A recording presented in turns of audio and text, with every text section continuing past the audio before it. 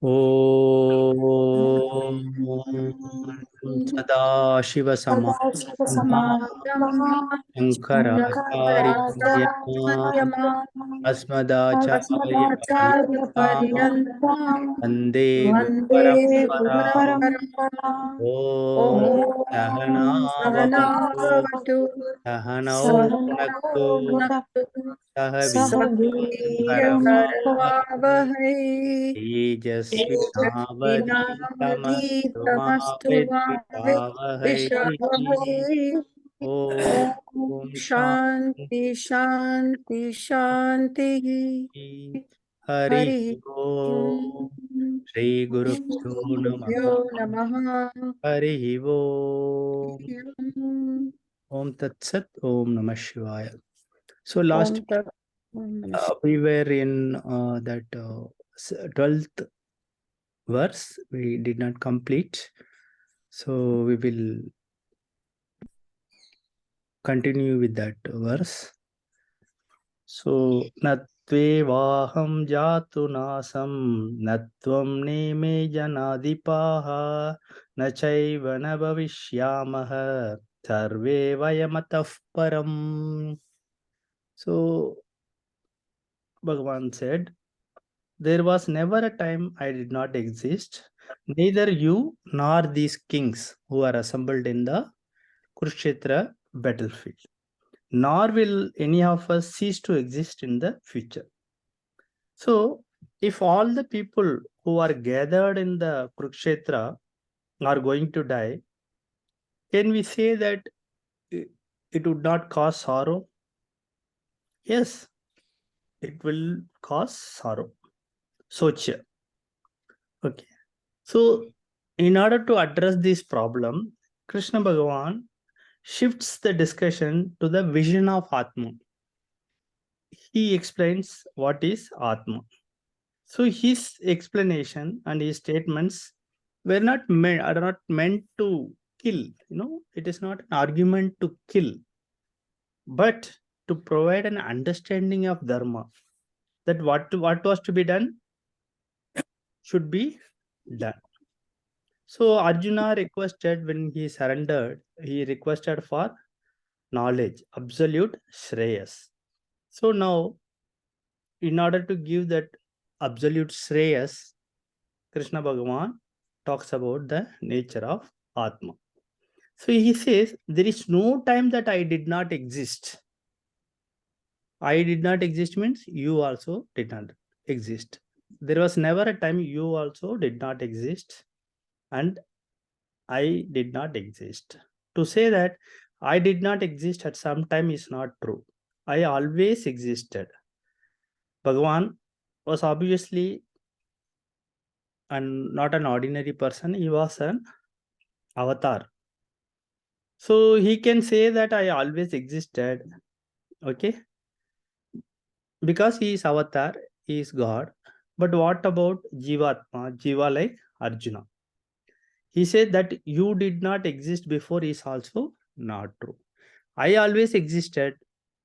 Similarly, you too always existed. So, similarly, all the kings, all the warriors who were assembled in the battlefield, okay, they also existed always. So, what Krishna Bhagavan is explaining is that all of us are eternal. We always existed and we will always exist. So, when we say I always existed, you always existed, next question comes, what will happen in the future? Okay, I might have existed before, but I might not exist later. After I die, I might not exist. Will there be a time in future when I am not? Bhagavan says, no. After the destruction of the body, you will continue to exist. Okay. So in our life, in our understanding, in our notion, that we are all born. We have a birth date. We were born at a particular time at a particular place. Okay. And there will be a time that I will get old and eventually I will die. So this thought, this notion that you are getting old will be there as long as you think you are born. In the Gita Sastram, in the vision of Gita Sastram, there is no such thing as birth for you. Atma, I, the I is not born. So the notion that you are born is negated in this verse by using double negatives. So it confirms that on this particular day, on this particular name and form, Nama Rupa, Krishna was born. Krishna took an avatar as a Nama Rupa. It took a form. He was given a name, Krishna. And when we say that he was born in this Nama and Rupa, it is correct. And it is not a problem. So, but if we say that Krishna was not there before, okay, then it is not true.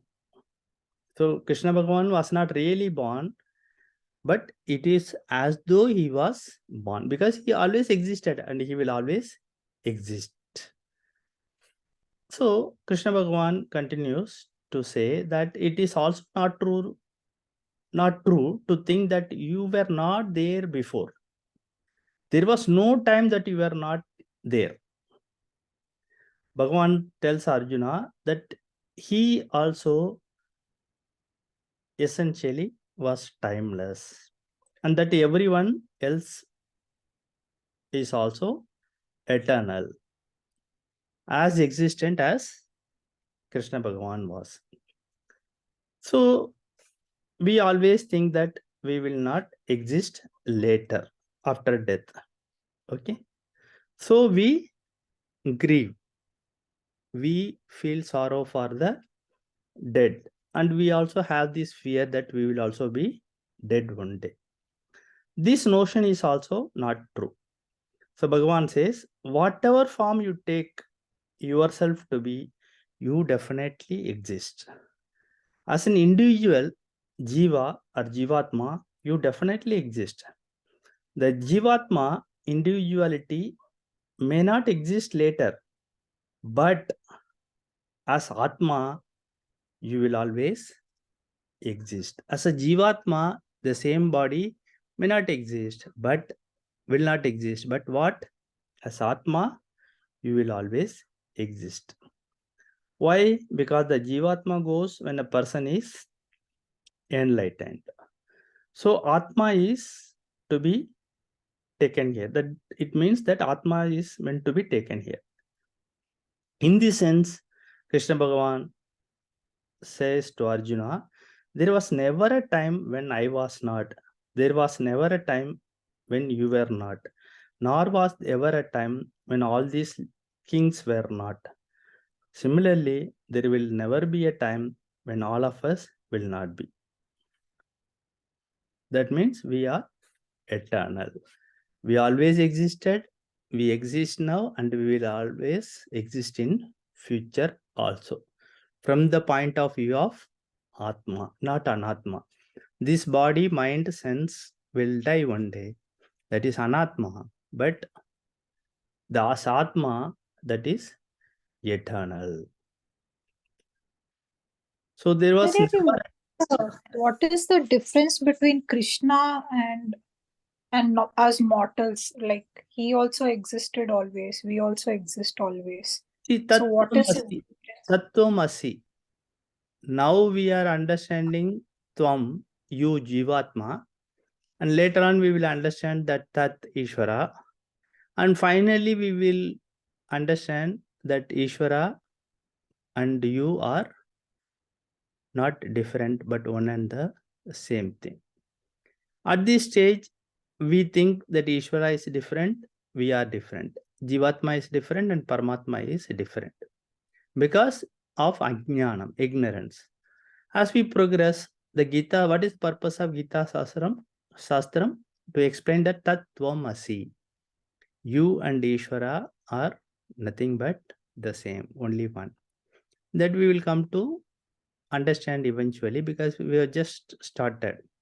So there is no difference between Krishna and you. Okay? As of now, you understand this one. Thank you. Thank you. Mhm. So there was never a time when we were not there, nor will there ever be a time when we will not be there. Okay?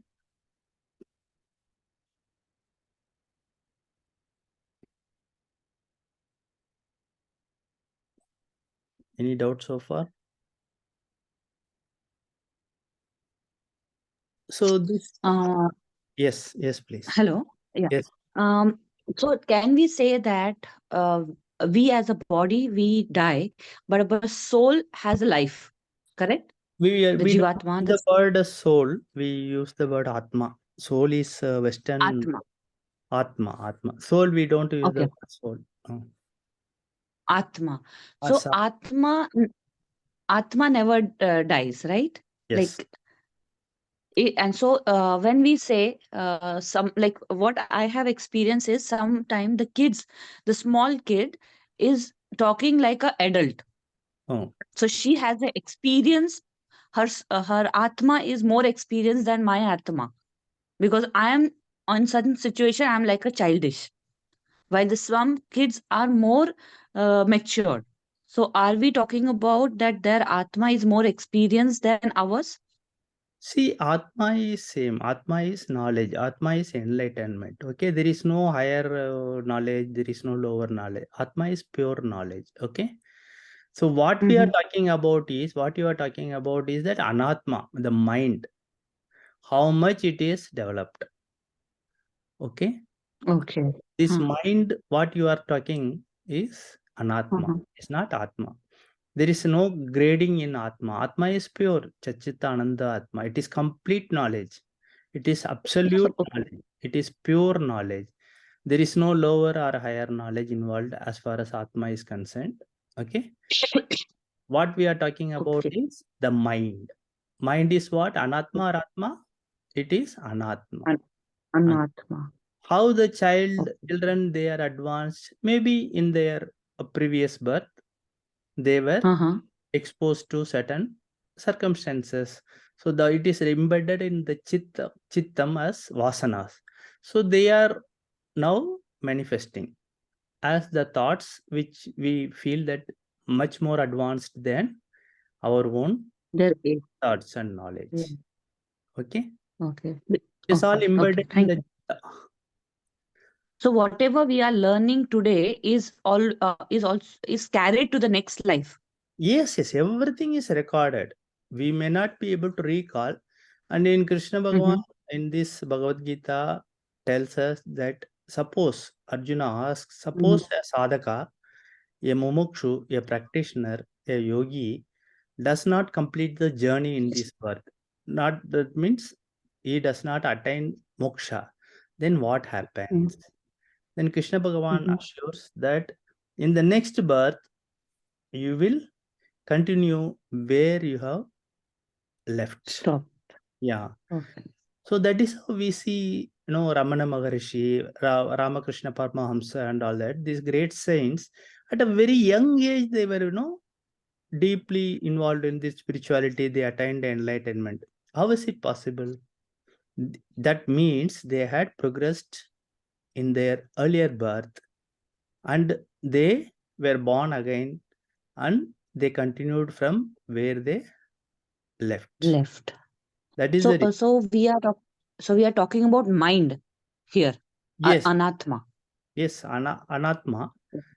That means they progressed in the previous birth. Like, this I told you that in the Chittam, it is, it is a subtle body, Sukshma. Correct. Shariram. So Stula Shariram dies, but Sukshma Shariram does not die. So these are all embedded in the Chittam as Vasanas. Okay, and they manifest in this birth like that, like child prodigy. Some people at the age of 3 they start singing. They will solve problems at the Correct. age of 5. They will play music instruments. Who taught them? Child prodigies we call, because it was all there in the earlier birth. It Mind. carried forward in this birth. So Atma, Okay. okay, understood. Okay. Very clear. Very clear. Thank you. So Atma, when he talks about the nature of Atma, Bhagavan says that you are not this Anatma. You are not this body, mind, sense complex. So whenever I say body, you should understand that I mean body, mind, sense complex. BMS. Okay. So this body, mind, sense complex, they are nothing but Anatma. Atma is always existent. It is eternal. So this Atma is also called consciousness, Chit. It is also called awareness. It is also called Chaitanyam. It is also called Chetana. So when we hear the words Chit, Chetanam, Chaitanyam, awareness, consciousness, what you should understand, we are talking about Atma. The word Chit means consciousness. So Chaitanyam, Jnanam, Vijnanam are different words to convey the same meaning, that is consciousness, also called awareness. Okay, in the Tattva Bodha, you must have studied about the nature, principles of consciousness, 5 principles. So we will quickly revise. All of you have done Tattva Bodha? We did this bit about consciousness, Acharya, the 5 Yeah, parts. this 5, Yeah. it should be embedded in your memory. Even if midnight, 12 o'clock, if somebody wakes you up and asks what are the 5 principles of consciousness, you should be able to tell without any struggle or without any loss of memory. It should be embedded in your memory. Okay, you should understand, comprehend it clearly, and put it in your mind. So first principle is, before going to first principle, we'll say Atma is the consciousness principle because of which the body is sentient, body is alive. As long as this consciousness is present in the body, we are alive, we are sentient. The moment it's not there, then we are called dead. This Anatma is called dead. So this bundle of matter called the body is sentient. Okay, what is the meaning of sentient? Capable of perceiving, capable of feeling the surroundings. So that is what makes us different from any inert things like a table, chair, or any inert thing, which are insentient. That is what makes us sentient.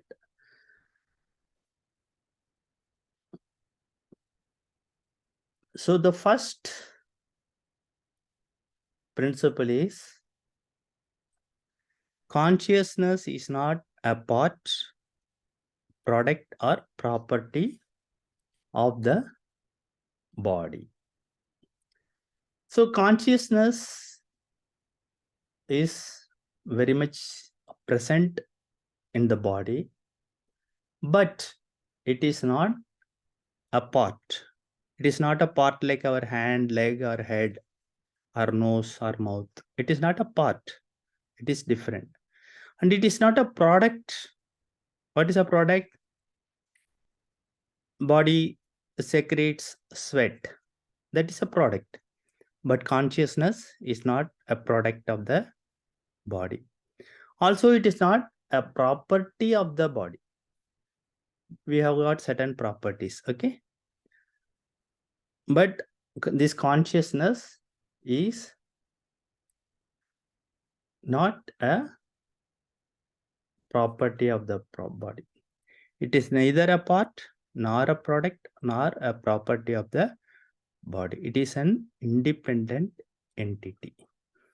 This is the first principle. And what is the second principle?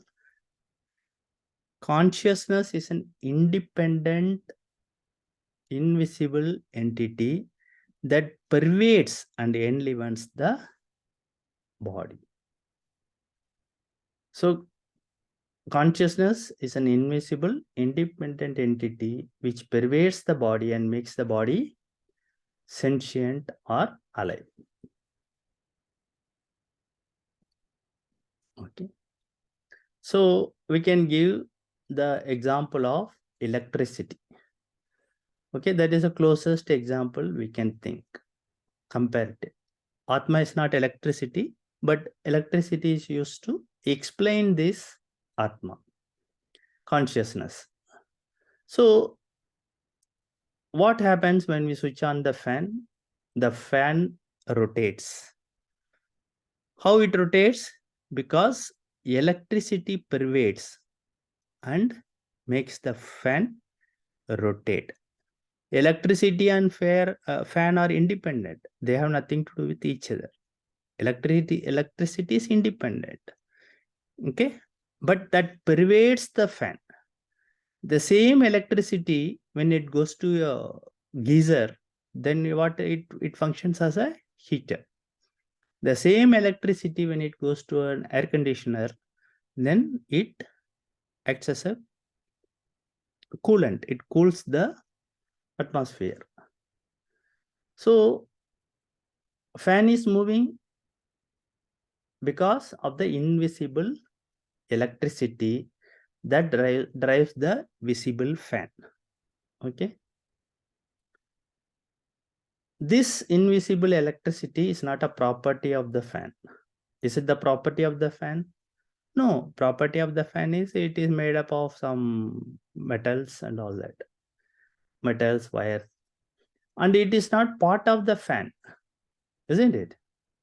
If the electricity is there or not, the fan will be there. It is not part.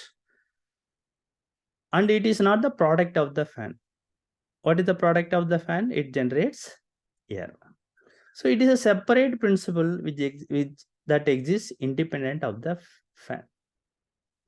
So before manufacturing of the fan, the electricity existed. Okay. This independent, invisible electricity that makes the fan active. So all our bodies, when I say body, mind, sense complex, all our bodies are like fans only. Just like the invisible electricity makes the fan rotate. Okay. Just like the electricity that makes the bulb to glow. Okay. In the same manner, this inert bundle of matter called our body is sentient, is alive because of this invisible principle called consciousness. So second principle is consciousness is an invisible and independent entity which pervades the body and makes it alive. Let us go to the third principle. Consciousness is not limited by the boundaries of the body. The invisible, independent consciousness is not limited by or confined to the boundaries of the body. It extends beyond the body also. Just like the electricity is not limited to the boundaries of the fan. Can we say that electricity is only limited to the size of the fan or size of the length of the blade? No, it is nothing to do with that. It is not limited. It is all pervading. It in our homes, it flows everywhere, right from our doorstep to the every room, every bathroom, the hall, wherever we have space, we have facility, the electricity flows everywhere. It is not limited by the air conditioner. It is not limited by the size of the fan. It is not limited by the size of the geyser, or it is not limited by the size of the iron box that we use to iron our clothes. No, the boundary, the limitation belongs to the instruments. Similarly, the limitation belongs to the body. We are 5 feet, 6 feet, whatever it is. So much weight, so much length, breadth, width, etc. There is a dimension to the body. But consciousness is beyond that. It extends beyond the body. Okay. So electricity example and the fan example explain this clearly. So Vedanta says consciousness is boundless. There is no boundary. It is limitless. There is no limit. And there is no dimension. It is dimensionless. In other words, it has no length, width, or height. It is beyond all these things. All these limitations, all these dimensions belong to what? Anatma, the body. So just again, let us take the example of fan. The length of the blade of the fan. When we say length of the blade of the fan, it belongs to which? It belongs to the fan and not to the electricity. So third important principle is consciousness has no boundaries. It is all pervading. It is limitless. And it is not limited by the space. The fourth principle is, or fourth lesson is, this in consciousness continues to exist even after the death of the body. This invisible, independent consciousness will continue to exist even after the body, mind, sense, medium dies. When it is destroyed. So again, let us go to the example of electricity. So when a bulb goes, no, it is destroyed. Okay. And the light goes. Okay. Can we say that electricity is destroyed? Electricity is not present. Electricity is very much present. Only that bulb is destroyed. Bulb is gone. Fan is not working. It is the fault of fan. It belongs to the fault. The problem belongs to the fan or the bulb, not to the electricity. So even after the destruction of a bulb or fan, the electricity continues to be present. We only repair the equipment, we repair the fan, we change the bulb, and it all works. So electricity is present always.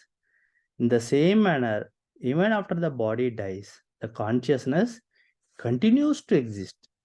Therefore, it is a permanent principle. It is an eternal principle. The invisible consciousness is not limited by time. And it is not limited by the space also. And let us go to the fifth principle. The consciousness is not accessible because of the absence of the body medium.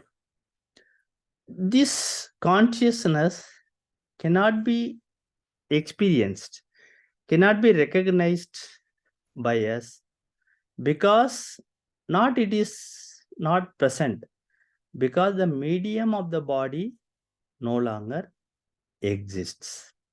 Suppose you come home and you want to find out whether electricity is not there or not. What do? You switch on a bulb or you switch on a fan. If it rotates, you say that yes, electricity is present. Okay.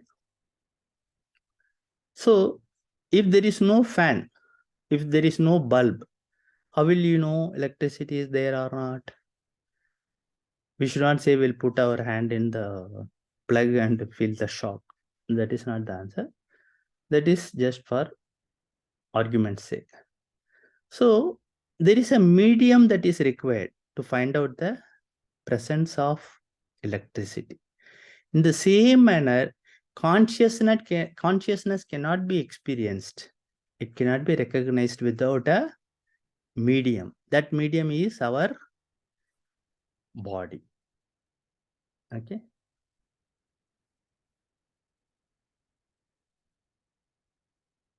So these are the 5 principles. You may ask any questions if you have. I hope you understood.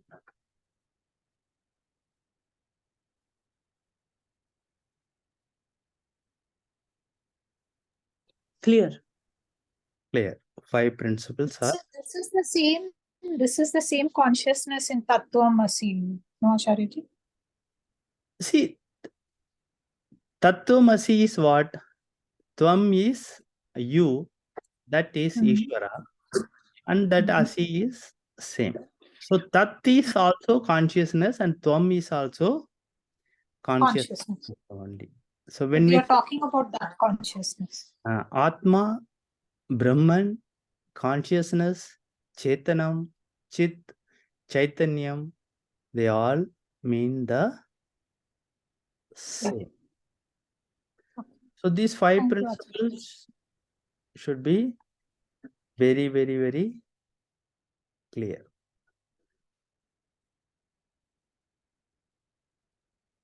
Okay.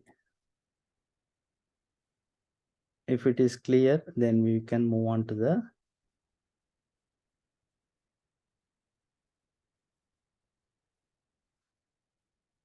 next verse. Verse number 13. So any question on this 12th verse? So basically Bhagavan says that only this Anatma is impermanent and Atma is permanent. So he shifted the focus from Anatma to Atma. He is explaining the nature of Atma. Atma is eternal and Atma is changeless and Atma is limitless and Atma is all pervading. These are the lessons that we learn from this verse.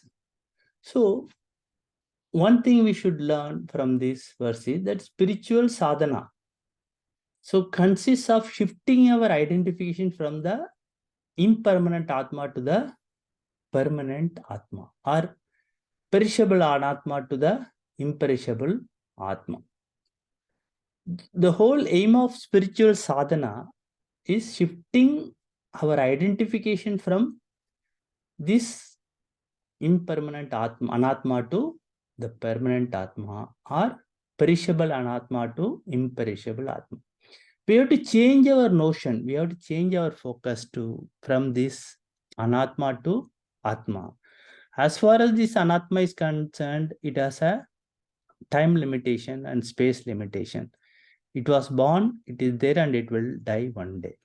But from the standpoint of Atma, that is eternal. It is imperishable. It is changeless.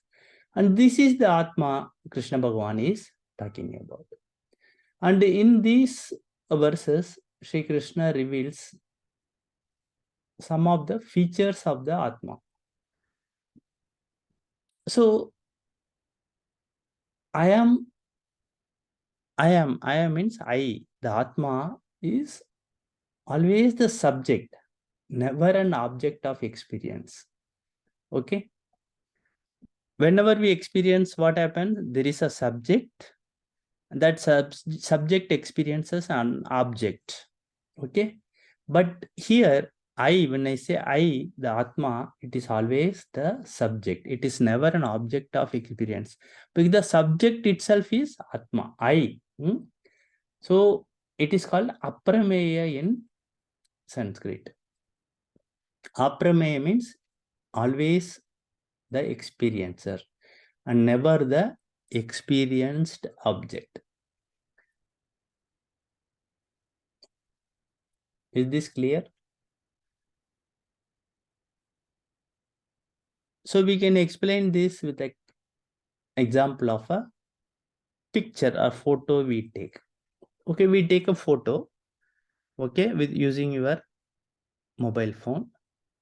So what do you see? You see everything in front of you. Everything appears on the picture. But there is one thing that does not appear. What is that?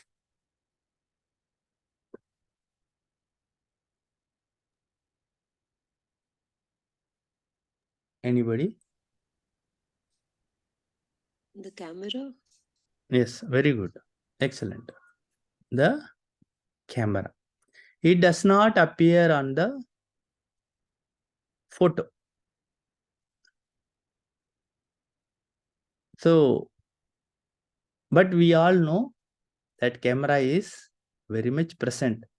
We don't require any proof. Do we require proof that existence of a camera? That camera was there when the photo was taken? No. Because without camera, the picture was not possible. Okay. So,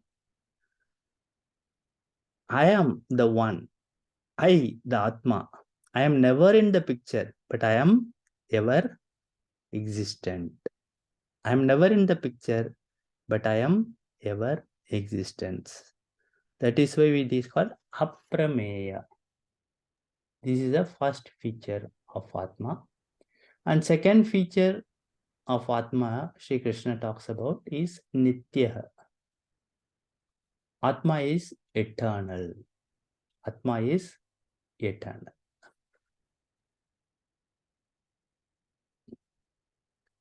It is present sometimes in Avyakta Rupam, that manifest form, and sometimes it is not there because it is in unmanifest form, Avyaktam. So after Pralayam, what happens? Everything goes into unmanifest state. And when creation takes place, everything comes into manifest state, Vyakta Rupa.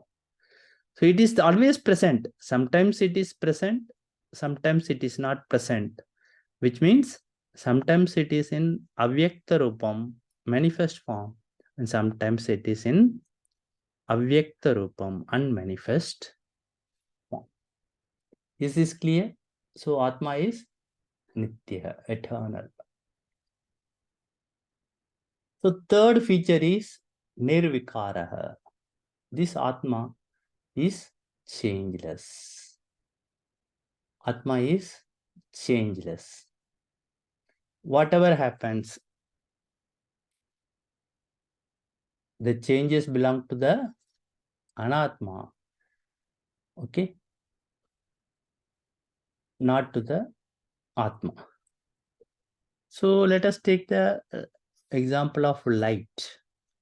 So I show you my hand. Okay? Let us see. I show you my right hand. What do you see? Is my right hand. But there is something else also is present. What is that?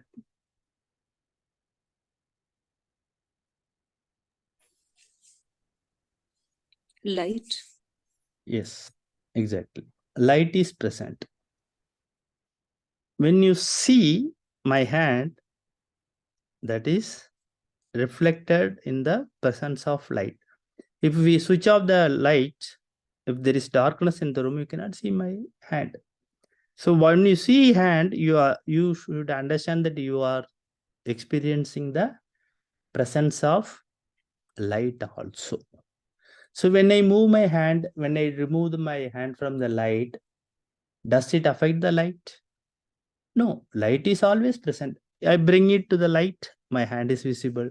I move the hand out of the light, my hand is not visible. What moves, what changes is the hand, but not the light. Only the hand is moving, but the light is not moving. It is changeless. Okay. Light is all pervading. It is present. So when I see light, okay,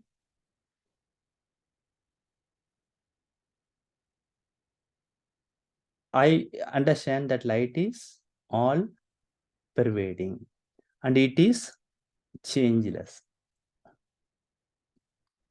The fourth, Acharyaji, what is aprameya? What is the meaning?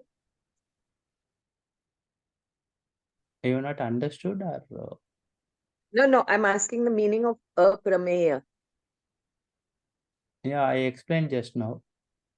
Yeah, I know. But can you just repeat that, please? Yes, I can do it. Let me complete this 5 features, then I will again explain.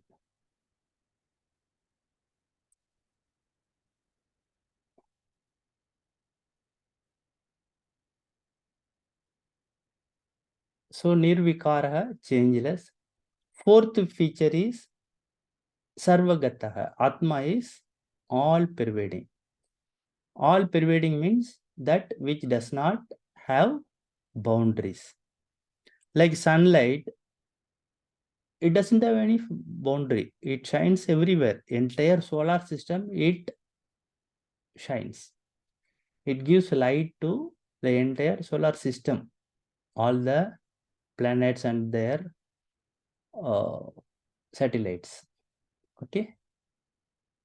So all pervading means which does not have boundaries, spatial limitations. Okay. So when you see my hand, you see the light, but light pervades beyond the hand also. The boundary belongs to the hand, but not to the light. Light shines in the entire room, but my hand is limited, but the light is not limited. It is all pervading. It is sarvagataha, sarva vyapi.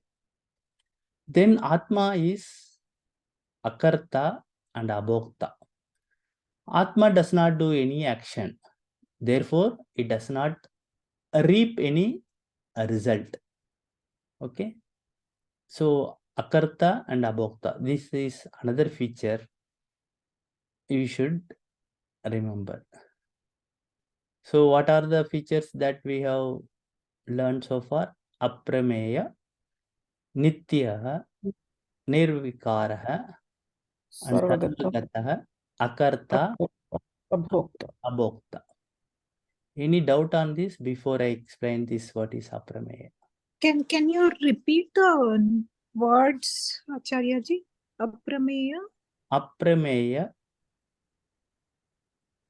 Nitya, Nitya, Sarvagataha, Nirvikara, and Akarta, Abhokta. It is not the doer and it does not enjoy the benefits also.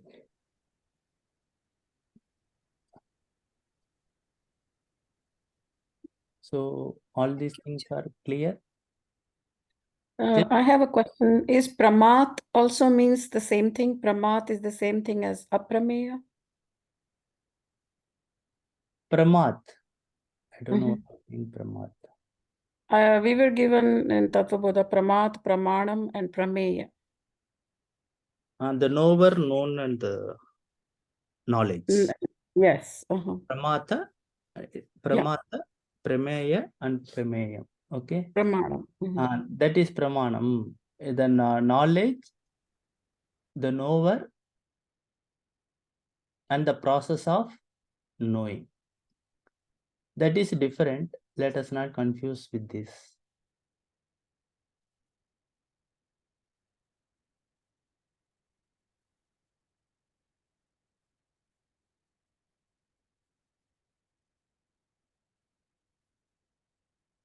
So I'll pause for a minute.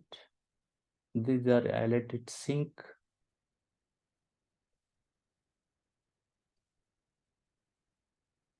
In your minds. Any questions you may please ask, because these are very, very important things.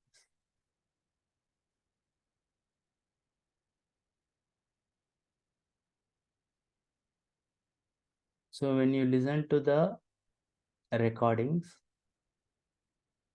you can make notes and try to understand, do mananam.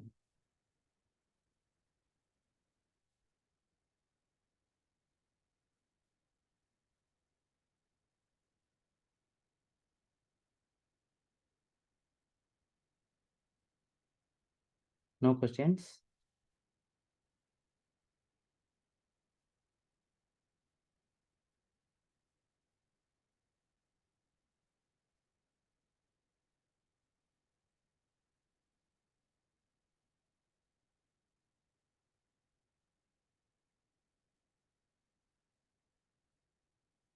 So I hope you understood everything.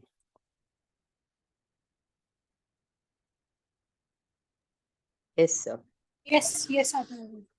So let us chant the 13th verse.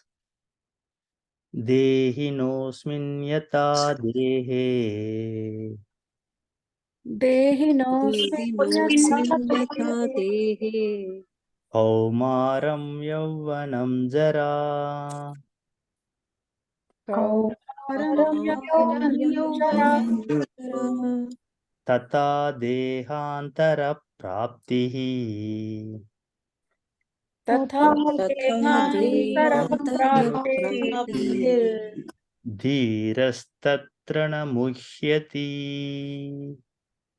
dhirastatra yata, just as dehinaha, for the indweller of the body, asmin dehe, in this body, kaumaram is childhood, yavvanam is youth, jara is old age, because with three states we undergo. First is childhood, second is youthhood, and fourth is old age. Tatha, similarly, so also deha antara prapti, the gaining of another body. Tatra, there. Dhiraha is wise person. Na muhyati is does not come to grief. Just as for the jiva, the indweller of this body, there is childhood, youth, and old age. Similar is the gaining of another body. With reference to that, a wise person does not come to grief. A wise person do not grieve. So, where does this person, jiva or jivatma, exist? The jiva, the one who makes the body consciousness, is the indweller of the body. Jiva, dehi, in this verse is what? Atma. Atma with the body, mind, and senses. So we should always understand that we are a mixture of what? We are a mixture of Atma and Anatma. This Anatma is our body, mind, sense complex, and which is pervaded by the consciousness, the Atma. So we are a mixture of both Anatma and Atma. So do you have any doubt in this? That we are mixture of both Atma and Anatma? No, you all agree. Okay. Yes. Yes, Acharya. So Dehi, Jiva means Atma with a body, mind and senses. So here in this verse, threefold states that our body undergoes are mentioned. What is that? Kaumaram, childhood, adulthood and old age. Okay. Three states are explained. Kaumaram is childhood, Yavanam is adulthood and Jara is old age. So three states of body are mentioned. Every body undergoes these three states: childhood, adulthood and old age. But we should remember that only the body undergoes the changes, not the Atma, because Atma is what? Nirvikara. It is changeless. So the Atma, I remains the same in all three stages. Can you say that your Atma was different when you were born? Your Atma was different when you were at the age of 10? Your Atma is different now? No. From birth to the death of this Anatma, physical body, it is Atma remains the same. Same Atma witnesses all three states of this childhood, adulthood, and old age. So, just like these states, three states is taken for the Atma, another body can also be taken for Atma. Atma remains the same, but what changes? The body changes. Body changes.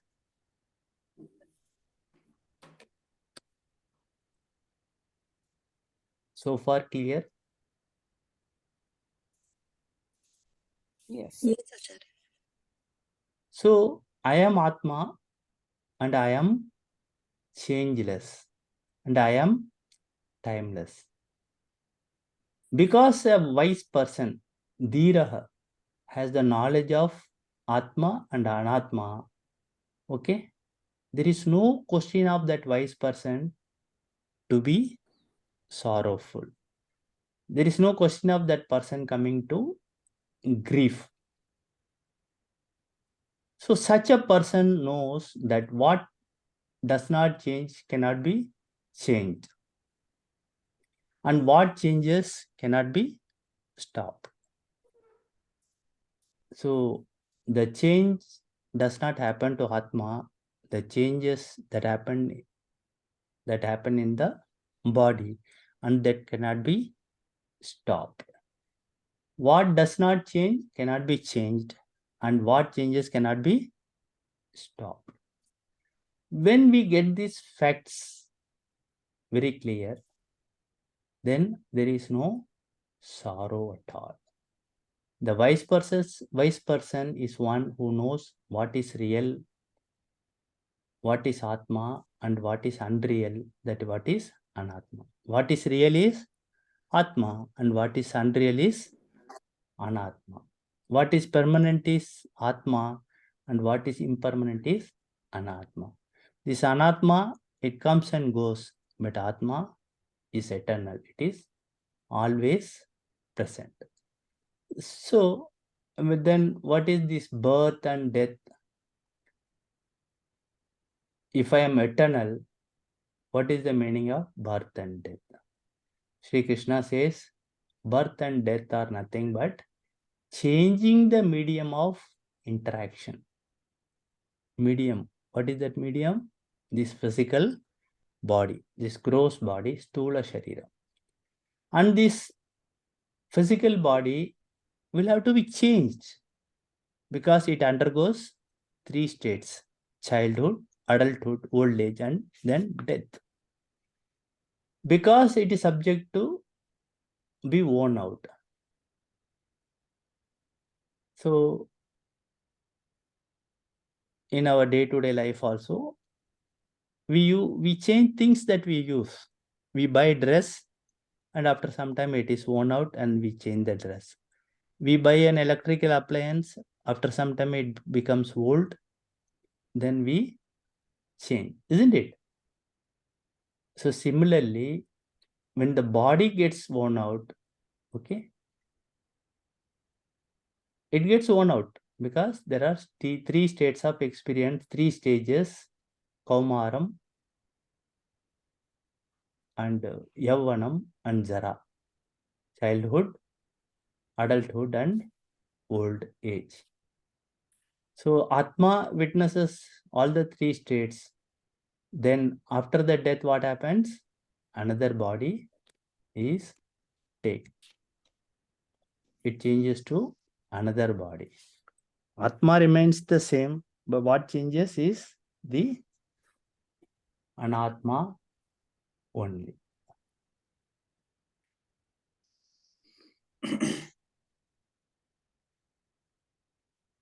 So this physical body is replaced with another body, but I remain the same. The Atma remain the same. So knowing this fact, you should be happy because you are not lost anything. Okay, it is just like demolishing an old building and building a new building. The space remains the same. What is gone is the old building, and what has come is the new building. The space was there, the space is there, and space will be there. It is eternal. The space has not changed. The space is eternal. The walls, the buildings, they appear and disappear. In the same manner, consciousness can be compared to space, like the light. The light and space are 2 examples where this Atma or consciousness or awareness or Chaitanyam or Chetanam is compared to, because some similarities are there. Don't take that Atma is light or don't take Atma is space. It is only examples. So just like a building appears and disappears, the body also appears and body is destroyed.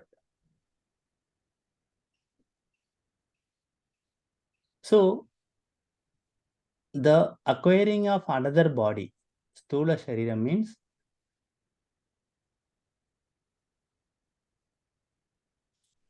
a person, a wise person, a discriminative person understands what is Atma and what is Anatma. He knows the nature of Atma. So this discriminative person, Viveki, is one who accepts the body as temporary medium, a perishable medium. And such person is called Dhira. Dhira. Dhira means here not a courageous person, but Dhira in this verse means a discriminative person. Okay. And he is not deluded, na muhyati. So Krishna Bhagavan says, Arjuna, in this war also Bhishma Shariram will go, but Bhishma, the Atma, will never die. Similarly, the Acharya, Drona Atma, Drona Shariram will go, but Drona Atma will never perish or die. So why are you grieving? Why are you coming to this grief? That is the meaning of this verse. With this, I will stop. Any questions? Guruji, Yes. when Atma pervades everywhere, Uh, why some people are wise and some people are ignorant? and that is based on your karma. The ignorance is based on our karma. So eventually everybody comes to a stage when we inquire into this ignorance and find out the truth. Sometime it has to happen, maybe in this birth, maybe in the next birth, maybe after 100 births or 1000 births, that we do not know. Yeah. So somebody was asking, what is aprameya? Aprameya means always the experiencer and never the experienced. Okay, I am always existent. So I am always the subject and never an object. Okay, this is called aprameya. I am always the subject. I am ever the subject. I am never an object of experience. Aprameya means Atma is ever the experiencer and never the experienced object. Okay. Clear? Somebody asked, I forgot. So we gave the example of camera. Camera is never present in the picture, but it is ever existent. Okay, that is aprameya. So aprameya, nityaha, nirvikaraha, and sarvagataha, karta, akarta, and abhokta. These are all very clear to you? Yes. Okay, good. With this, we will conclude for the day. Any questions you may please ask, otherwise we'll say the final prayers and close the class. I know it is heavy. Listen to the recording. Yes, please. I have a question, but I'm not able to express it properly. When we talk about that it is abhukta, that means the soul is not doing any deeds and it is not reaping any fruits. Again, you should body not who use is the word taking is soul. Soul word is not permitted. Okay, yeah. Atma. So Atma. So it is untouched. It is not going to reap the fruits of the deed what the body does. No. Is that so? Yes. Whatever happens happens to the anatma only, not to the atma. Just like light. If you move your hand, the changes take place in the hand only, not to the light. Light is always present there. So it is how is the karma? So when we say about the karma, it goes from one life to the other. How is that process? That is, karma belongs to what? Where? It belongs to the Sukshma Shariram. Okay? Not to the Atma.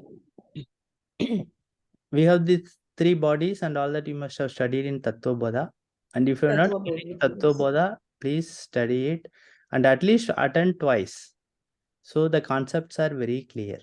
Okay? So whatever the karma, the chittam, vasana, these are all, they are in the anatma, not in the atma. Atma is only witness. Okay, it experiences, but it does not do anything. It is present. Just like sunlight is present everywhere. In that sunlight, we do so many things. We do agriculture, we take sun bath, we dry our clothes, we produce solar energy. But the sun does not do anything. It shines everywhere. Entire solar system, it is shining. Can you say sun is doing the drying? Sun is doing the agriculture? No, it all belongs to us. Light is present everywhere. Similarly, Atma is present, eternal. It is a witness to everything. Okay? ॐ जी सर्वे भवन्तु सुखिनः सर्वे निरामया सर्वे भद्राणि पश्यन्तु मा कश्चित् दुःखभाग् भवेत् असतो मा सद्गमय तमसो मा ज्योतिर्गमय मृत्योर्मा मृतं गमय ॐ पूर्णमदः पूर्णमिदं पूर्णात् पूर्णमुदच्यते पूर्णस्य पूर्णमादाय पूर्णमेवावशिष्यते ॐ शान्ति शान्ति शान्तिः हरिः ओम् श्रीगुरुभ्यो नमः हरिः ओम् ॐ तत्सत् ॐ Om Namah Thank you, Shivaya. Acharya. have a nice Thank you, Acharya ji. Thank Thank you. you.